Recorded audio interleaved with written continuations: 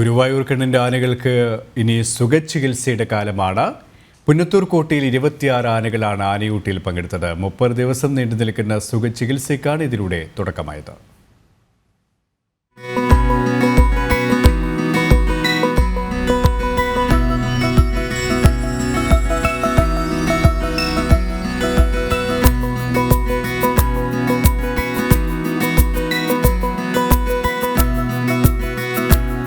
മുപ്പത്തിയെട്ട് ആനകളുള്ള പുന്നത്തൂർ കോട്ടയിൽ നീരിലുള്ള 12 ആനകൾ ഒഴികെയുള്ളവയാണ് ആനയൂട്ടിൽ പങ്കെടുത്തത്.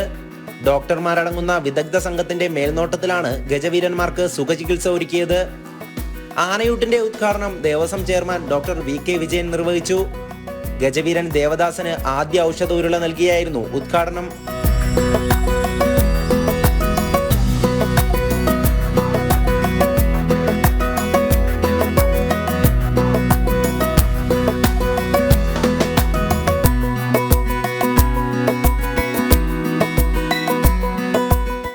ആനകളുടെ സുഖചികിത്സയ്ക്കായി 11 ലക്ഷം രൂപയുടെ അനുമതിയാണ് ദേവസ്വം ഭരണസമിതി നൽകിയിട്ടുള്ളത്.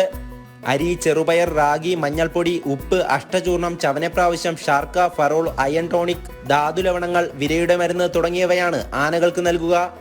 ആനകളുടെ ആരോഗ്യ സംരക്ഷണത്തിനും ഒപ്പം ശരീരപുഷ്ടിക്കും വേണ്ടിയുള്ള സമീകൃത ആഹാരമാണ് നൽകുന്നത്. ആനകളുടെ രക്തം, പിണ്ഡം എന്നിവ പരിശോധന നടത്തിയാണ് ഓരോ ആനയ്ക്കും ചികിത്സ നിർണ്ണയിക്കുന്നതെന്ന് Guruvayur Devaswom chairman doctor VK Vijayan പറഞ്ഞു. ഇതിനകം 11 ലക്ഷം രൂപയാണ് ഇതിനുവേണ്ടി ഗുരുവായൂർ ദേവസ്വം നീക്കിവെച്ചിട്ടുള്ളത്.